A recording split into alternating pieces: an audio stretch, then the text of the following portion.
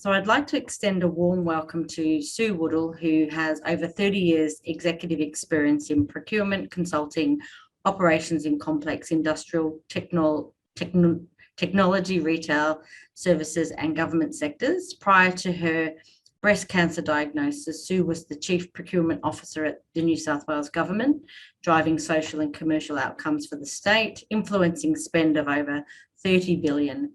As she recovers from extensive treatment for breast cancer, Sue is spending her time coaching and advocating for better workplace outcomes for people with cancer. Sue has set up a platform to help organisations and people living with cancer to navigate the often difficult work cancer journey. The platform is called LiveWorkCancer. So the session today is called LiveWorkCancer, and we encourage you to raise questions in the chat box, and Susan will happily respond to these after her presentation. So thank you, Susan. Thanks, Alison, for that kind introduction, and welcome to everyone. Thank you so much for joining this information session. I'd like to acknowledge the traditional lands, traditional owners on the lands that we're at today. Aboriginal land, and always was and always will be. Before I start, let me just set a bit of the scene. It was mid-2020, and I was going through chemotherapy. And, at the end of that year, it was my dad's 90th birthday. And so I knew that he still liked the odd glass of high quality red wine. So I decided to get online, as we did in those COVID days, and ordered him a case of red wine. Except that the order confirmation came through directing the wine to my home address and the invoice to my dad. Then 9 months later, I'd finished my chemotherapy, and it was a family member's birthday. And I thought, yeah, look, I think she'd really like a Harvard Business Review subscription. So again, I went online and said, yeah, I'll have a subscription. I ordered one subscription. Then I ordered a second subscription. And in the end, I ended up with 3 subscriptions. I just could not get that order right. It was absolutely crazy. So I'm not sure about all of your experiences, but I wonder whether you've had a similar experience to that, where brain fog, cognitive ability seems to have evaporated. Anyway, I will share a little bit more about my personal journey, and particularly focusing on the profound impact that breast cancer, had on my work and on my career. There'll be plenty of opportunity for discussion, so I'm going to go for about sort of 20 minutes, and then it'll be really open for general conversation, but do capture your questions as we go in the chat box. I can't see them at the moment, but I will in a minute. So I do hope that what I share with you this morning enables us to have a really insightful discussion around what it's like navigating work and our careers while we're going through cancer. So before my diagnosis, I was in really good health. And it was a pretty exciting time for me because I had recently joined New South Wales Government, and it was a really amazing role. I was at the pinnacle of my career. And I was surrounded by a really supportive team, and I had an exceptional boss. But 18 months into that role, I was diagnosed with breast cancer. And because of the type of breast cancer that I had, it required a very long treatment. And so it started off with surgery, and that ended up with a second surgery. And then I started nearly 5 months, or more than 5 months, of chemotherapy, then radiotherapy. And then I've been on targeted therapies, oral targeted therapies, for more than 2 years, and I continue to be on one particular drug. And I was completely overwhelmed and unprepared for the side effects of that treatment plan. And to cut a long story short, after about 15 months or so, decision time came, and my contract was terminated. It was done so in a mutually agreed way, but it was pretty devastating. It was really clear that there was no real possibility to return to my old job. That job didn't exist anymore. And I had limitations which would require time to recover from. And I really felt that I had changed a lot since my diagnosis. So after dealing with my immense disappointment, grief, and even a spot of anger, my manager and I caught up for coffee and really to rekindle what had been an amazing relationship that we had. And I asked him whether he would share with me his side of the experience. And this is captured a little bit on this slide on the left-hand side. He said our relationship was really tested during the journey, and he had no idea how long and difficult my cancer treatment journey would be. He found it difficult to balance my needs and the obligations of the role. And he did find it extraordinarily difficult to find a pathway for me to go back to work. From my perspective, I'd been working for 40 years. I'd made my way up the food chain, so to speak, and my career was completely disrupted. Recovery from the treatment plan that I was on was definitely not linear, and I know that I'm not the only person who experiences, the ups and downs of cancer treatment and the side effects. The empathy from the employee from my workplace started off really well, but it waned over time.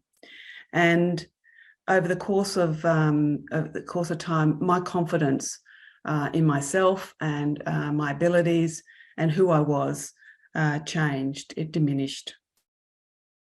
And while I built a very comprehensive return to work plan, and I built it using my own structured plan because I wasn't given any framework, I wasn't sort of directed to anything that I could pull out and sort of cut and paste and put my thoughts on. I had to build it from scratch.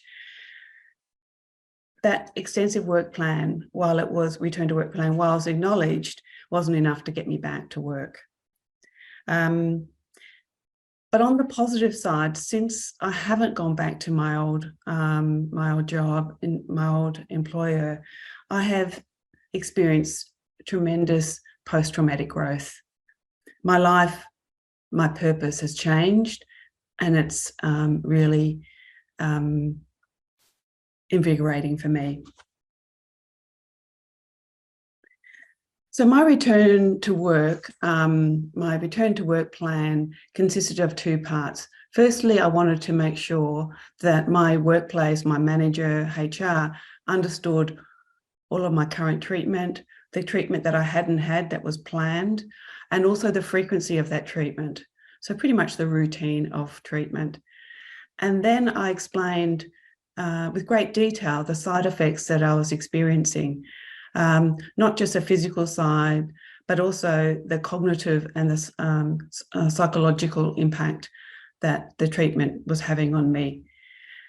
And then I just described in the return to work plan what the implication of those side effects were for me to be able to do my job.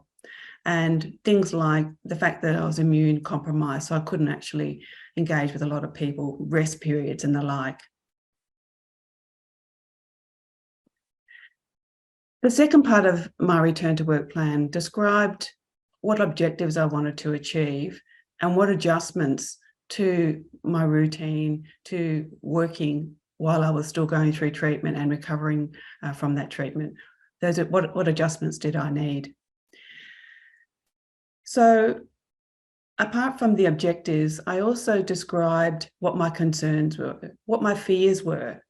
I really felt that could I really meet the expectations of my workmates, my boss, my stakeholders, but also expectations of myself. And what would successful return to work look like? I really felt that I had slowed down. I wasn't sharp. I'd lost my my executive cognitive abilities. I had changed, and I wondered how people would respond to me because I was different to the person who left to start my treatment. I also wanted to ensure that my employer understood the things which would trigger distress for me and potentially create burnout. And I didn't want to burn out. I didn't want to go back and burn out. I had seen other people in the same department pretty much hit a wall and burn out. So things like tight deadlines were a real concern for me. Having lots and lots of things I needed to do, some which were planned and many which would not be. I also shared my return to work plan with a number of people outside of my employer. So friends of friends, people that I knew could help me to really tighten up what was an extensive return to work plan. The sorts of adjustments that I put into the return to work plan are on the right-hand side, but I won't cover those off because when we get into the interactive discussion this morning, we are going to explore what adjustments may be relevant. So I'll just move on to the next slide. And what I learned when I started to explore my return to work journey was, and after my contract had been terminated, I wondered a lot about whether I was the only one to experience this. Do most people leave after, they finish their treatment, or do they work through their treatment? So as my chemo brain fog lifted, which most of it's lifted, I started to do a lot of reading about the research about what happens when cancer intersects with our work and our careers. And I certainly found out quickly that I was not unique. I was not alone in this whole experience. And so I won't go through all of this research. I've read about 100 papers, I think now. But some of the key points are that over 40%, I reckon probably 45, maybe getting up to 50% of people with cancer are of working age. And that cohort of us working with cancer or of working age, when we are diagnosed with cancer, is increasing because we're surviving longer. We get diagnosed earlier. Our retirement age is extended. So there's lots of reasons why that cohort's extended. And the participation of people with cancer isn't ideal. And a recent research release of some research from the UK identified that 70% of the people that were diagnosed with cancer, all sorts of cancers, said that they were fearful about telling their workplace about their diagnosis. So there's a real stigma associated with cancer. And almost half of those people were worried about losing their job because of their cancer diagnosis. So I thought, I've got to do something about this. This is not right. Like, I'm 60, actually I'm 61. I thought maybe it is time to do something else after 40 years. But there's so many other people out there that are needing to navigate this very often difficult journey. And so how can I use my experience in the workplace, coupled with my lived cancer experience, to give something back to community? And so that's what happened middle of last year. And my objective really is to improve the work and career outcomes for anyone impacted by cancer. And it's clear from the research that we must look at it from both the employer's side and the employee side. The employee side, it's about providing networks of groups of people that can share their experience and learn from each other so that they get a better level of support, emotional support, while they're dealing with the work cancer intersection. And I'm now a trained coach, so I can provide one-to-one coaching as people are on that or experiencing the challenges of re-engaging or staying with their workplace, or in fact changing their workplace because the needs that they have are not met by that workplace. And we also have information forums, webinars, where we get a collective of people together to share their experience. But if we only look after the people with cancer, my concern was that the employer would not be set up well enough for the person with cancer to navigate inside their workplace environment. So the other part of what LiveWorkCancer does is to work with employers to firstly start a conversation about cancer in their workplace, and then secondly, to help the workplace build a more cancer-kind, cancer-friendly setting, so that when we are integrating or when we're working while we're going through our treatment and recovery process, we fit in well within that workplace. So since this has been a part of, this is my new life, this is my new purpose, I've started to establish each of those services for people with cancer and also employers. And through that, I've developed some tools which I hope we can discuss this morning. And I'm going to just talk through a few of them and then open it up for some good discussion.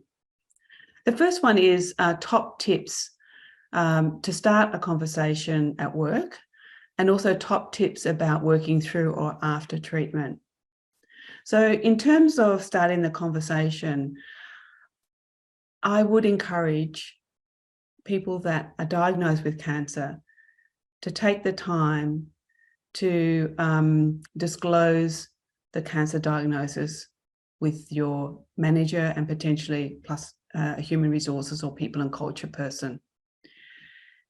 If that is difficult, and I know it is difficult for many of us, then I would suggest that you take somebody with you when you have that conversation, because being diagnosed is an absolutely unexpected piece of news that is hard to even comprehend yourself and difficult to even talk to your family and friends. Talking to work can also be very difficult. And as many of the health professionals encourage us to take somebody with us when we go to for our appointments, it's the same when we're talking to our employers. Keep up that regular communication throughout your treatment and through your recovery process. And from my experience, I would encourage the people that you work with or your colleagues, even your friends, to understand cancer, and particularly the cancer experience that you're going through. I felt like I had to educate everyone about, including my boss, including HR, and including my team and all my friends and family, about the type of breast cancer I had. And I felt really burdensome. In retrospect, I don't think it's my job to inform them about what a cancer experience is like. Also, know your rights. You have rights. Cancer is a disability. There should be no discrimination. And you don't have to go into all of the legal details, but just know your basic rights and share other life experiences you're managing. So when you're talking to when you're working not just as an individual, you're working as part of a family, as part of a community. And today, hopefully, workplaces are accommodating of family situations, having children or raising a family, being a carer, helping us at our times of grief. When we are diagnosed with cancer, we still have those other things happening in our life, like, you know, my father died just the day I was having radiotherapy. So my employer needed to understand not that I was just having radiotherapy, but I was also now managing my own grief from my father. So there's some tips about just the conversation with work, and there's many. It could have been 15 or 25 of these, but that's, I would say, my top tips. And in terms of working through cancer, set realistic expectations of yourself, particularly when our work is disrupted by cancer. We're really keen to get back, or we're keen to retain our work routine. However, when we're thinking about how we're going to return, our routine for returning back to work or maintaining work while we're dealing with the treatment, think of not your best day that you've had, and maybe not your worst day, but what was the average day that you experienced when you were balancing life and your treatment and your recovery. And then set your expectations with your employer on that trajectory, as opposed to the best day that you had. Secondly, seek out reasonable adjustments, and we're going to go through that in a little bit more detail shortly. Modify those adjustments as things change. So one of the things that I've observed is that we set the adjustments up front, and then everyone gets on and does their job. And as a person still recovering on a non-linear recovery process, our accommodations change. We might have to go back for second surgery. Some of the drugs that we might be having really have a very negative impact on our well-being, physical and mental. So the modifications that we negotiated up front may need to be enhanced if we're having some difficulties with our treatment. And set personal boundaries of self-care, and I'm going to talk a little bit about that in a minute. And then co-design or build your return to work plan or your strategy for returning to work with your employer, but also with others that can help you to make sure that it's a realistic expectation. And there's some positive outcomes if we get this right. So I'm going to pause for a minute and just see whether there's any questions to start with before we get into self-care at work, and then we're going to talk about adjustments.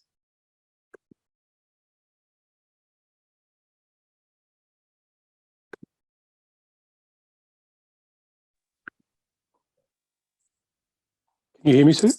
Yes, I can. Oh, yes. Hi, everyone. I just wanted to ask, there was a point there that you didn't actually mention, but it was one of the bullet points you talked about, or it mentioned seeking other alternative or other work. I was just wondering if you did go through that with your management at the time and what that experience was like. Yeah, I did. So just a brief context. I was head of a department. I managed 100. I had 100 people in the team, and in that role, I had a very broad stakeholder group across the whole of government. And I had lost my confidence, so I didn't feel like I could go back into that environment and actually manage those relationships. And also, they had put somebody else in my role. Actually, they'd split my role into two, and they had two different people looking after it. And then they were, when we're talking about me coming back, I didn't want them to put me back in amongst those two people. So it'd be a 3-wheel bike as opposed to a 2-wheel bike. And the complications for not just myself, but the other two individuals. So I said to them, find me another job outside of that department where I can continue to contribute, my skills. But I just don't want to be in, I don't want to start my journey back into work in that same department. And did asking that question, find me another job, did that feel like you were potentially putting yourself at risk of losing a job at that point? Because someone would decide, well, there is nothing else. She doesn't want her old job back, so what do we do with her? Yeah. And it's that balance. Like I was being absolutely honest with and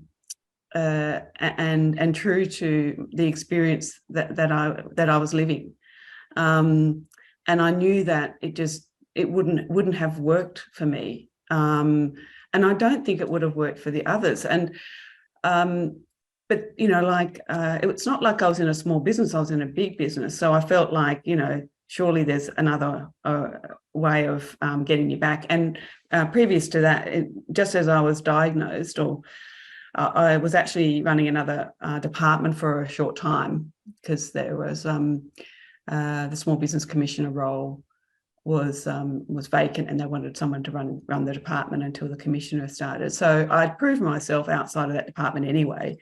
So, I was sort of disappointed. That was a big disappointment that they couldn't find a way back in into another part of what was a very, very big cluster of departments. Yeah. Okay, thank you.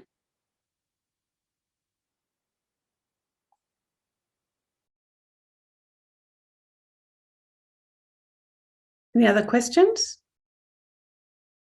Okay, all right. Well, I'll start sharing my screen again. And we'll just go into the self-care.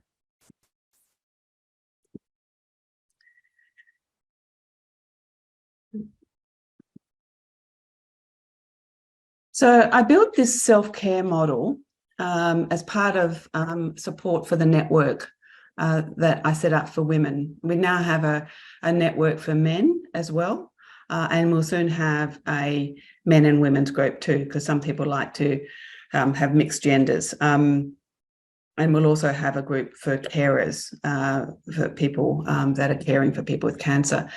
But this was a genesis of building a model to help those that are navigating work and cancer, and putting themselves first. Not to be selfish. Self-care is not about being selfish. It's about making sure that we are looking after ourselves so we can actually, live well, have a good quality of life.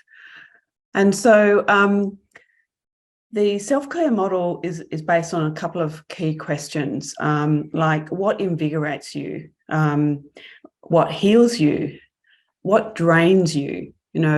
I from my experience, I knew what things really sapped me of energy, not in a good way, but in a less than.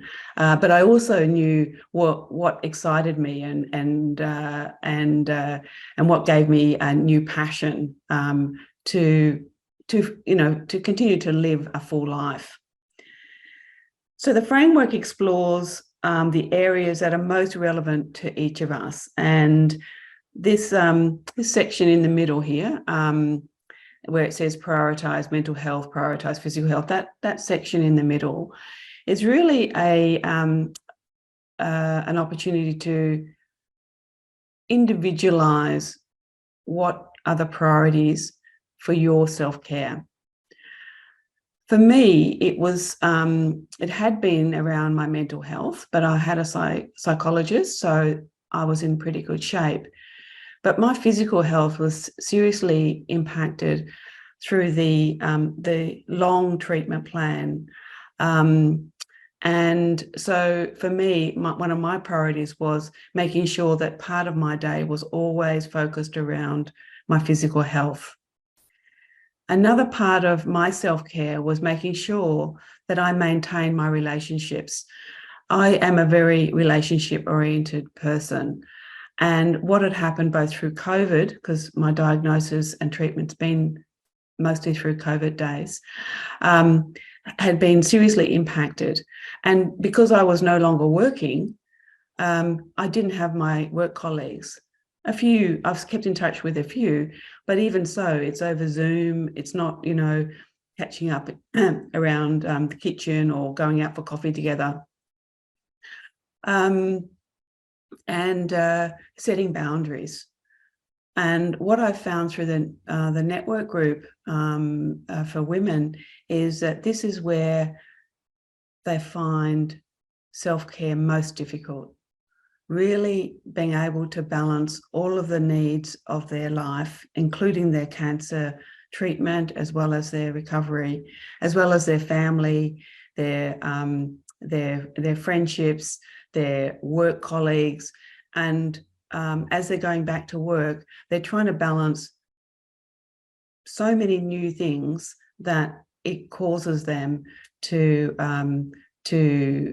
be impacted negatively by the expectations others have of them. And so setting their boundaries is really important. And one of the key things that we've been speaking about is how to say no.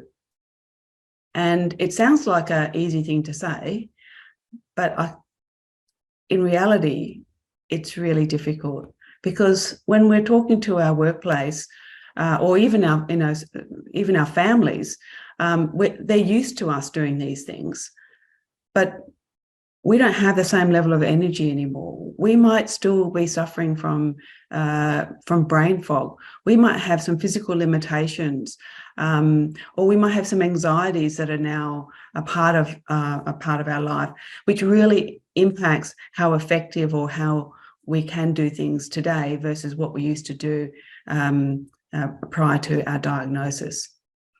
And on that middle slide there's about 9 or 10 different dimensions to consider regarding our self-care. And on the bottom right-hand corner is an example of picking just a handful. You know, this one has selected 4 priorities. We can't do all 9 things or all 10 things because there's too many things to balance. So if we just pick a few of those self-care icons, like setting boundaries, like recreation and fun, or thinking positively and remembering gratitude, and connecting back with nature, just picking a couple of those, we can then explore individually, what does that mean? So the example here for setting boundaries at work, this one was saying, I'm going to complete one task before starting another. I still have issues with this myself. If you could see my home, it's just lots of noise with paper and things where I'm just not as organized as I used to be. So setting my boundaries is really just do one thing at a time. Don't try to multitask. Excuse myself from daily startup meetings. So not that I'm back in a working environment as such, but we used to have these daily meetings. Now, one of the things that I found in my experience was the thing that sapped my energy most was engaging in a one-on-one or group setting with people. I could sit at my PC for a while and just, manage it very well. But the minute people were engaged, I just felt exhausted. And I went to a sidebar. I went to a conference in March, and I didn't present. I was just engaging and just meeting different people.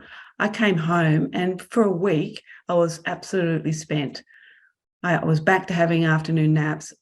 For 4 days, I was virtually out of bed for a few hours, back to bed early in the afternoon, and then back to bed early in the evening. I was just exhausted. So setting my personal care boundaries was limit the amount of engagement I have with people. So that's one of the tools. I'll just move on to this next piece, and then we'll open it up for some discussion around this interactive exercise. So I talked about adjustments for our workplace, and I've built a model that tries to capture what we need from our employers when we are going through our treatment or recovering, or when we're now throughout some of our recovery, and we're now really thinking about what are our work-related goals.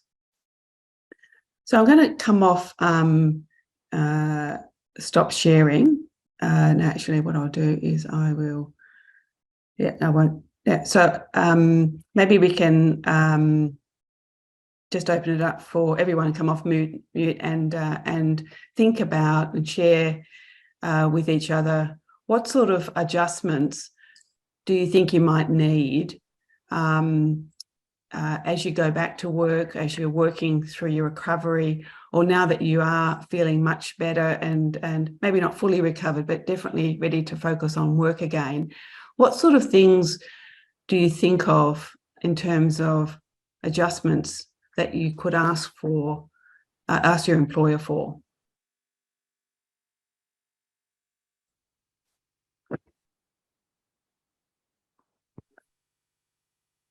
Anyone want to start?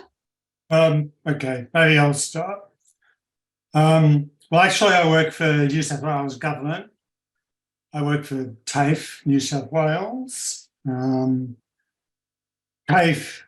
had already been pretty flexible employer anyway.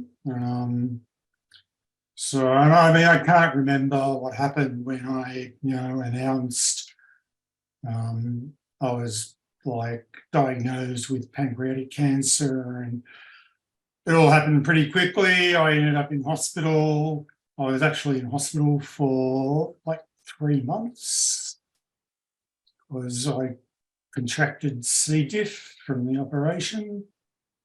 All along TAFE's and I'm on an org chart, I'm down in this box that is who are these people down here anyway? So, there's not a big recognition of who I am in the organisation. So doesn't really matter what I do on some days. We'd already been working, everybody had been working from home during COVID anyway. The team that I'm in, we're actually spread right across the state.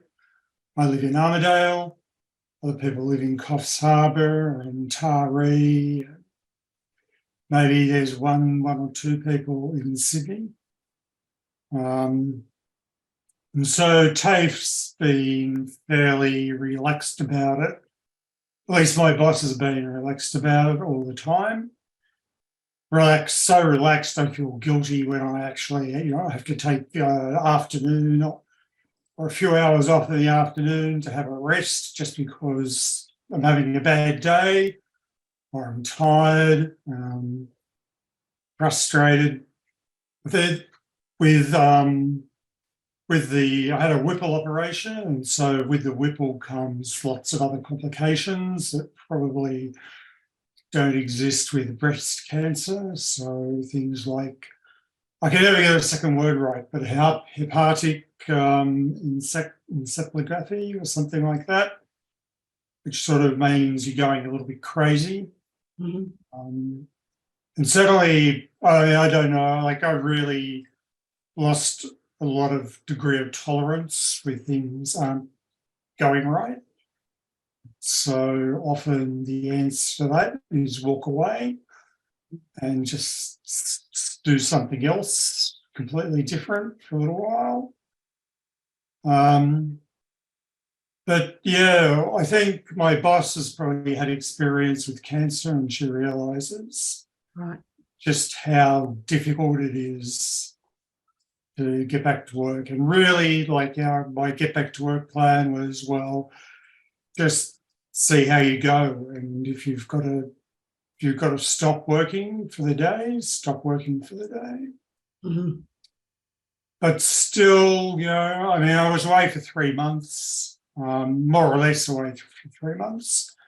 Eventually in hospital, I felt well enough to start joining in team meetings to understand what was going on. But in the meantime, I think a lot of things had changed, and I really now find that now that I'm coming back up into speed, I'm doing managing full days.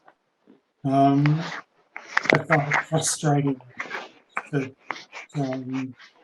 things have changed.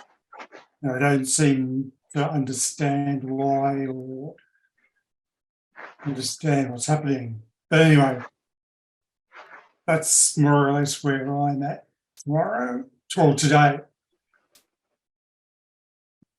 Thanks for sharing, Mike. Yeah, but I was like, your talk here was fantastic. Like, it touched on so many points and issues that I'm trying to deal with at the moment, and have dealt with, over the last few months since discharge. Mm-hmm. Mm. Yeah, that was yeah.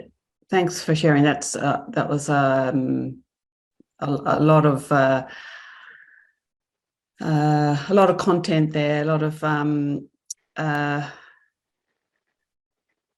guess it's good that the person, I think you said your manager, had experience with cancer. Well, I suspect she has. Yeah. Because like you were saying, a lot of people, as soon as you say the word cancer, it's like they switch off. They don't want to know. They don't understand, really, what it actually means. Yeah. I mean, I felt like I had to be the expert to tell them. I mean, I think one of the challenges is that even when you disclose a type of cancer, often the different type of the same cancer has different dimensions to it, and certainly breast cancer does. And so, maybe my workplace thought that it was, they'd had experience with one type of breast cancer, therefore they thought that I was going to follow the same trajectory. It's just wasn't the case. So yeah. I was also interested, like you were talking, well, like you just said now, about telling people about, like, you feel as though you have to tell everybody the details of the cancer, and I feel exactly the same way. And the fact is now, because everyone's working from home, in the office, there's probably only, I don't know, half a dozen people at the most that would be coming into the office regularly. I feel as though I actually now feel as though I've got to talk to people about pancreatic cancer, because it's so difficult to diagnose.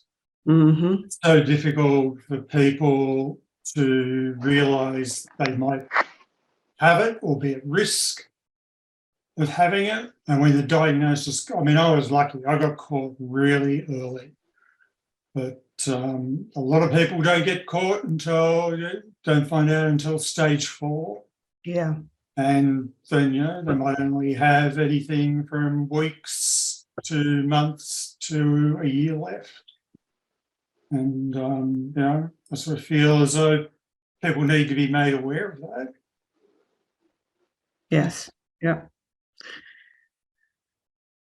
Anyone else want to share their thoughts around the types of adjustments that would be helpful? Yeah, I'd like to share. Can everybody hear me? Yeah. My name's Kim. I'm back at work now. I work for Epworth Health. I'm not a nurse, I'm in admin. I found it extremely challenging telling people, because we work in the medical industry, so they see the positive or negative outcomes every day. So I appointed a very close colleague of mine once, because I found it was so exhausting telling friends and family. I just was overburdened by the tears and and all of that. So I appointed a colleague to talk on my behalf. I gave her permission. I would tell her what's going on with me so she could report to everyone, because they were genuinely interested. And there were some sticky noses, but most of the people were generally concerned, and so that worked really, really well for me. I had my treatment at Epworth, so I found some days I'd sneak in and want to avoid everybody, but other days I really really enjoyed the attention or the concern and the cuddles on my way in. So it's just everybody, you know what that feeling's like. Sometimes you just want to avoid everything, and yeah. And then now I'm back at work. We made some. My manager wasn't forthcoming with a return to work, so I went straight to HR, and then got him involved, and then that was great. He wouldn't have done it without me going sort of above his head doing that. But once it was in play, and we started talking, he understood why it needed to be done. Obviously, we had I worked in a sort of a rotating sort of roster. I worked in the emergency department, so that was a big thing that had to be let go because of the risk of infection or catching COVID, whatever, gastro or anything. So that was a big adjustment to the team, because the team, you know, we're used to this rotating roster, but everyone accepted that that's what that was.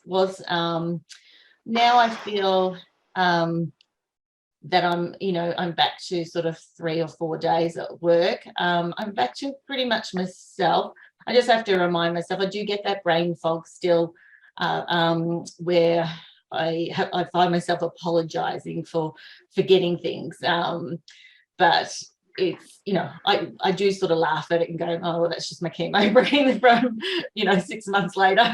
And we just sort of have a bit of a laugh about that. But it is frustrating because you feel, you're intelligent, but you feel that you're really dumb.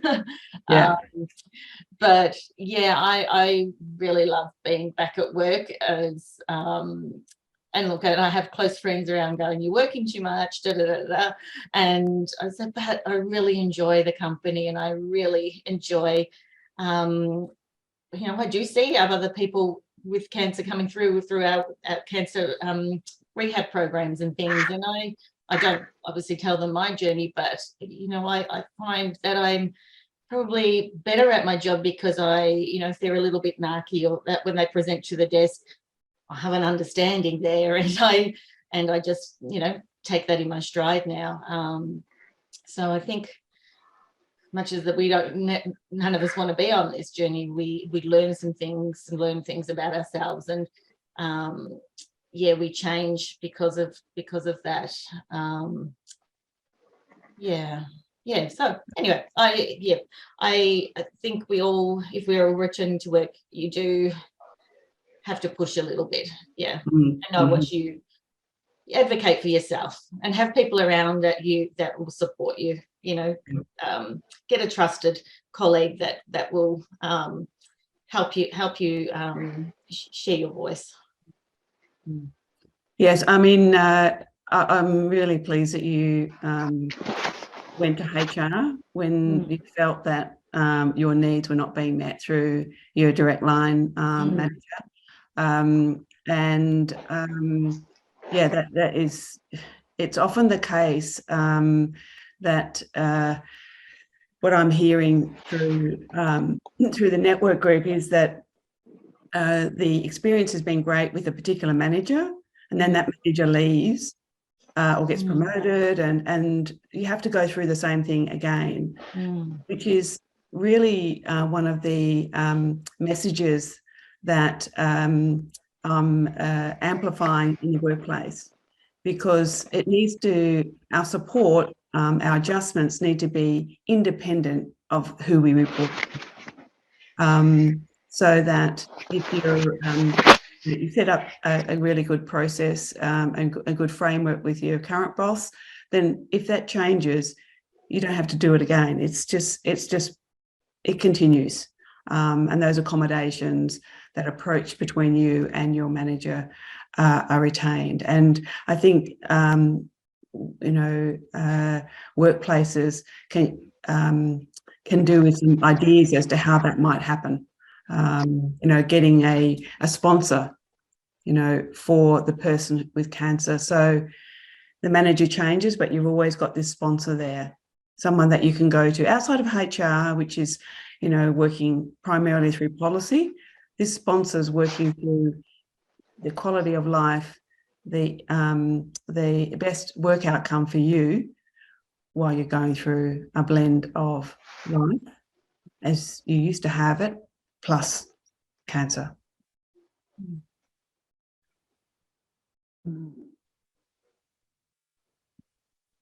Any other thoughts? And then if not, I'll pop the next slide up, and I'll just run you through some of the suggestions, ideas, things to think about as you're, not just going back to work, because as I mentioned, for me, even though I didn't go back to my paid employment, I am technically working on a pro bono basis, primarily for LiveWorkCancer. So some days I'm up here, and then other weeks I'm down here, and so my own, self-care, return to work has to be flexible to go up and down as I, travel through my journey. So let me just share my screen again. And sorry, Sue, I think Craig wanted to say something. Oh, yes, Craig. Craig? Thank you. I really appreciated the other comments.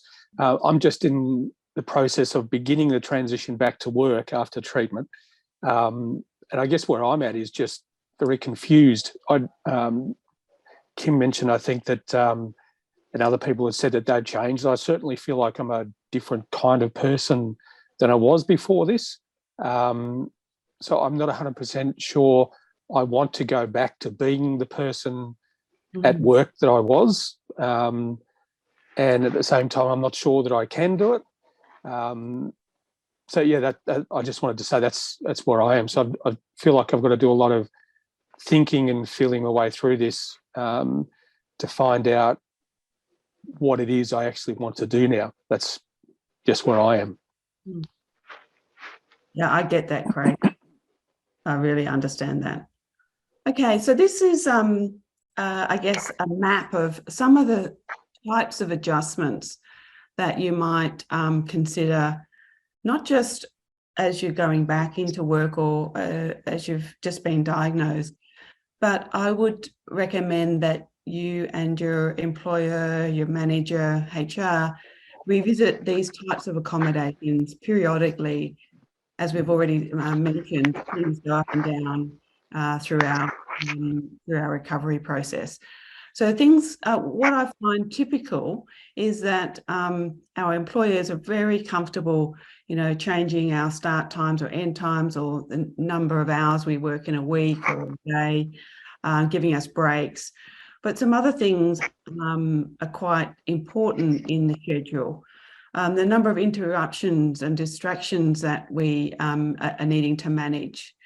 In terms of the work activities, for me, it was around complexity. I'd been running a very complex department, very broad stakeholder group.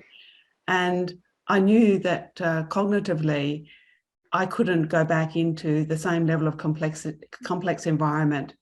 And also the volume, how many tasks are we doing? If we are doing a physical role, some of that might be more difficult as we're going through our cancer treatment and recovery. Also concurrent tasks, this concept of multitasking. And I was a master of multitasking and multi-thinking, I think, although they do say you can only do one thing at a time and you can only think about one thing at a time. But I was pretty much challenging that paradigm. And also I mentioned engagement with people. So, going back into my workplace, I wouldn't have been able to sit through and attend and feel comfortable in a whole heap of meetings, which I used to do every day. In terms of work resources, my reflection on my experience was that I could have gone back if I had somebody to job shadow. What does that mean? It means that when I go back, I've actually got somebody who is capable of doing my job, or certainly a potential person to replace me, but somebody that works alongside of me. So I felt like I had someone to share my load with. There's also structures like job share, which we do for parental leave, we do for other types of leave. But in my case, the job sharing really wasn't considered. Now, I've only got these insights on reflection. I didn't necessarily say, can you give me somebody to job share with? That wasn't in my head. But this is why the conversation with employers is so important, because they may not have thought about it either. Also having someone that can pick up some of the administrative tasks, things which are not necessarily things that we like to do, but in our ordinary course of our work, we would have to do. Setting up network groups inside the organisation. So I've set up network groups outside of the employer setting, but big companies and governments and large organisations, and even actually I'm working with one at the moment, it's quite small, less than 100 people, and they've got 3 people in their team that are managing cancer. But if we're able to encourage employers to set up networks so inside of our organisation, so we can get that support from each other. Also resources around a buddy system or asking for a coach. Like if I had been given a coach that I could talk to pretty much once a week to sort of say, how are you going, Sue? What other support do you need? Oh, okay, you're having difficulty with this type of task. Is there a different way of doing that task that might enable you to keep that as part of a responsibility? And I also mentioned the resource around a sponsor. And I've heard lots of stories about people that have started well with their manager, but then, you know, managers move around, managers get promoted, managers leave and go to another company. And then all of a sudden we find ourselves almost back to where we started from, asking for, pleading for, and negotiating adjustments in our work. In terms of working with others, I've talked quite a lot about this, and that is, you know, if you're working with a lot of people, that can be sometimes very draining. So working out who's accountable for what my role is, if I'm a supervisor, a manager and a leader, if I'm a individual worker, is that going to be enough for me when I come back from cancer?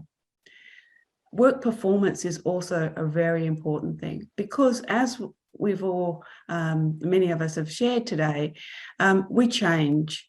We change not just because of our capability and capacity, but we change in terms of what we want to achieve, what's important to us.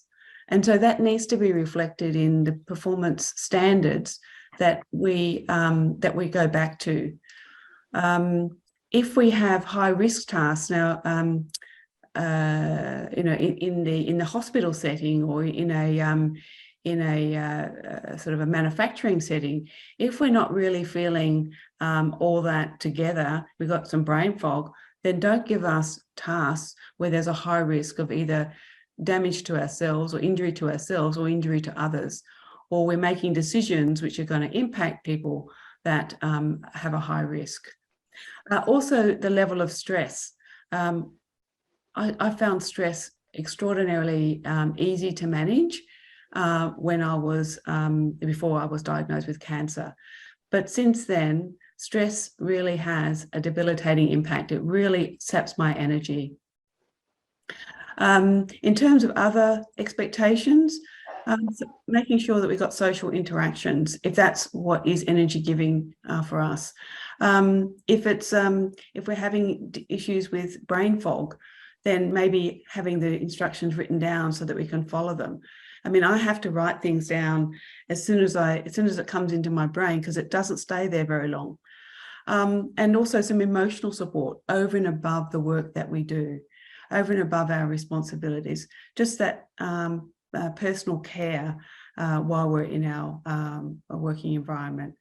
And there may be some adaptive aids that we need through to enable us to do some work. If we've got lymphedema or, you know, we've got neuropathy, which comes often with some of the chemo drugs, then making sure that we're not going to do ourselves harm and we can still be effective at work.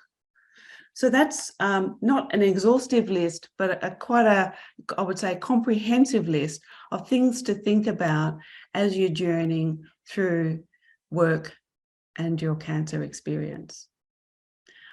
I'm going to quickly move on to well-being at work, and particularly understanding the value of mindfulness at work. And at our last network catch-up for women, we had somebody that is a specialist in a hospital setting. She's actually a nurse that also works with meditation and mindfulness in that cancer setting. So those types of new skills enable us to get through the some of the challenges of working while we've got cancer experiences.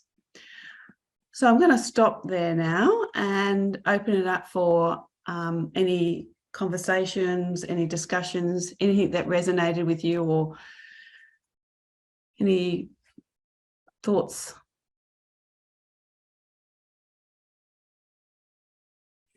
Susan, I'll ask something, and Mike certainly touched on it as well. I speak to a lot of individuals who, when they have these shifts in, you know, with work, with life in general, feel this enormous guilt. What would you say to these individuals whereby, you know, there's guilt there for not being able to perform to the same capacity as what they used to, just being really hard on themselves and having these expectations? What would you say to them? I think it is, well, it's understandable that they feel that way, because before the medical specialist says you've got cancer, not to say that life's, you know, going 100% well all of the time, but we have control over so much of our life, or we know the bits that we can control and those that we can't, and we've sort of, you know, adapted our well-being, our sense of well-being in that context, and we get support for that well-being where there is out of balance. But when you're diagnosed with cancer, we've never done it before. So the first thing is to be kind to yourself. And it's really easy to say, but it's embarrassing when, you know, I can't even order a case of wine for my dad. It was really embarrassing when I go out to the bin and I try to put the recycling in the respective bins.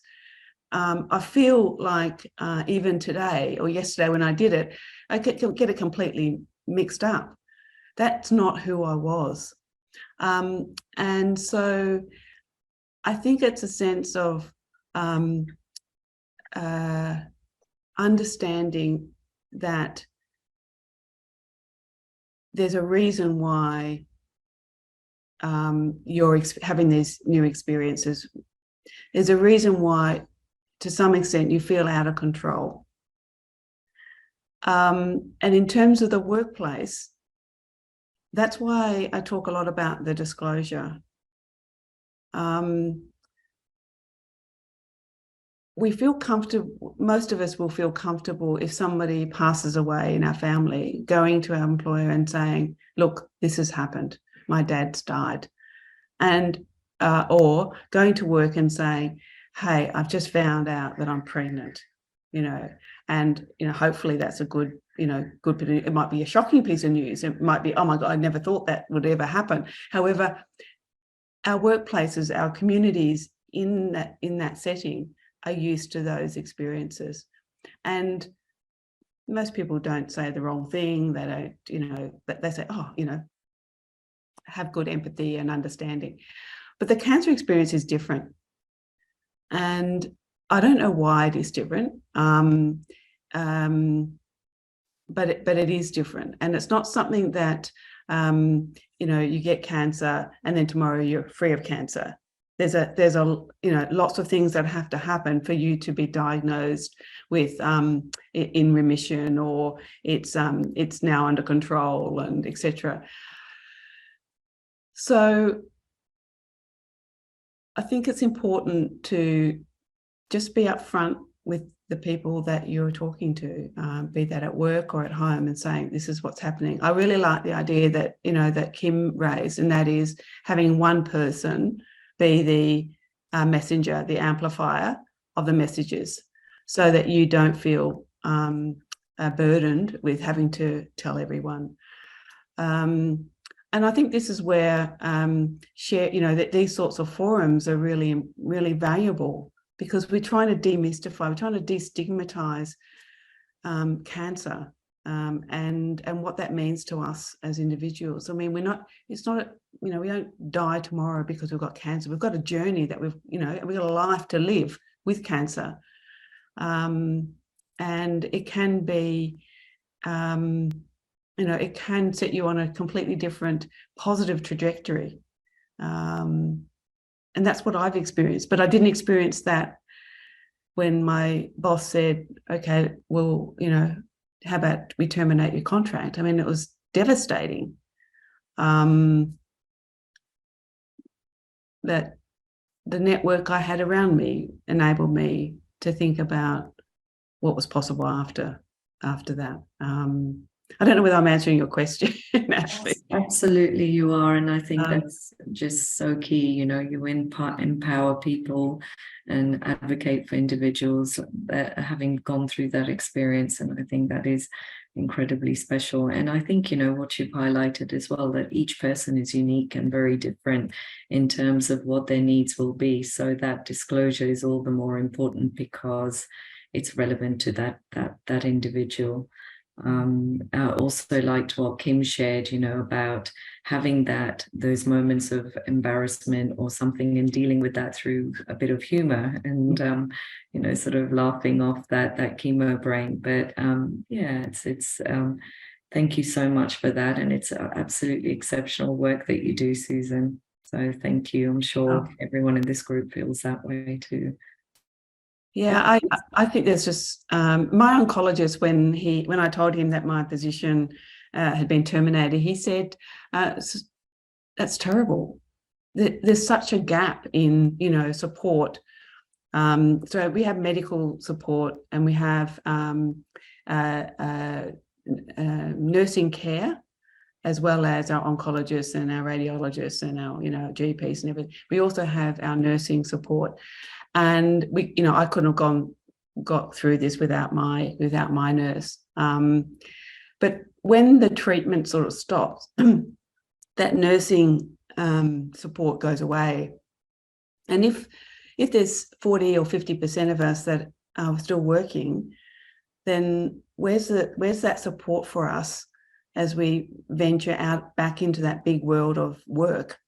And our careers, not just getting back to work, but actually our careers. And that's really the genesis of LiveWorkCancer, is to continue the support related to life with cancer, or life after cancer, or life through cancer. And I feel that if the oncologist says there's a gap, he sees a lot more people and talks to a lot more people with cancer than I will ever. So it's, I think it's really, really, really important. But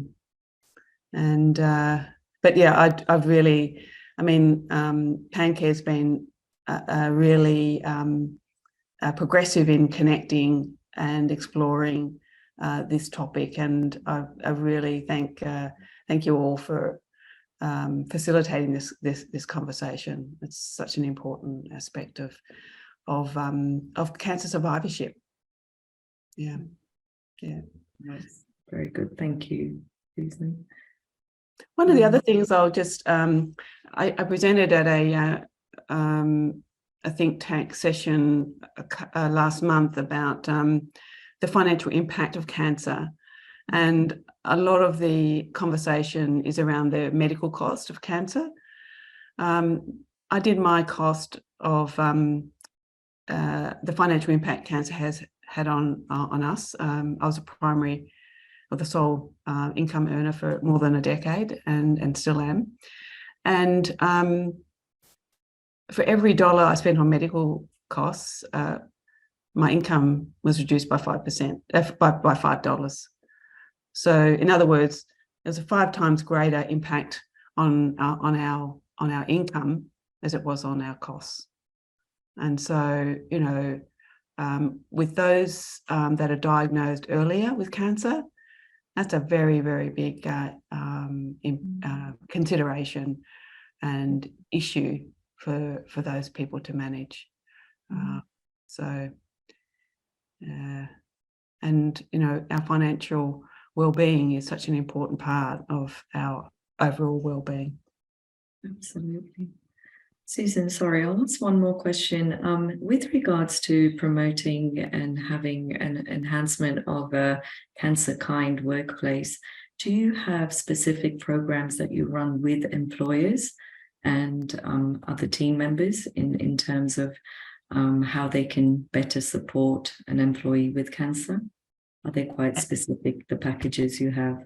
Yeah, so I've got a presentation that I use to start the conversation, just to, you know, one group, it was a women's network that was inside of a large organisation. Another one was through a wellness group. So just starting the conversation, really just, you know, this is what it's like having cancer. This is just one journey. And out of that organisation found out there were many people in their organisation with cancer. And so now what they've done is set up an internal network group for people with cancer. So just starting the conversation, yeah, I've got some material and would go to any organisation and have done so.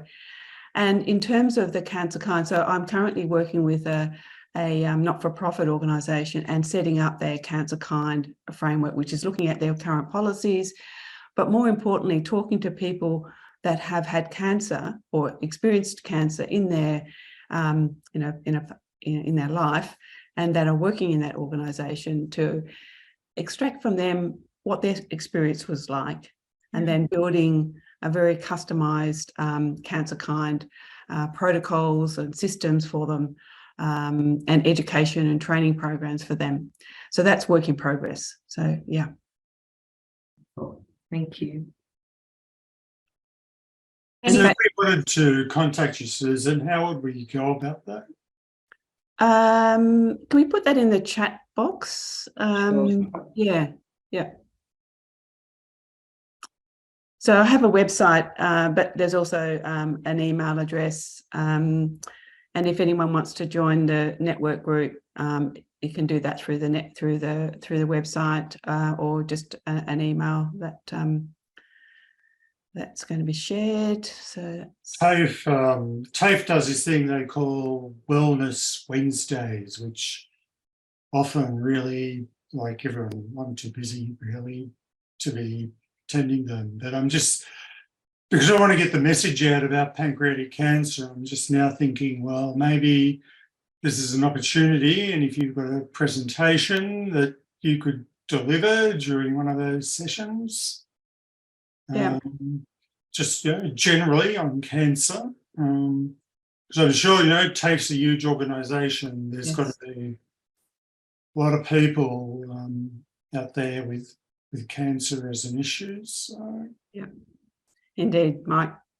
Be very happy to do so. Yeah. Okay, I'll see if I can chase someone down.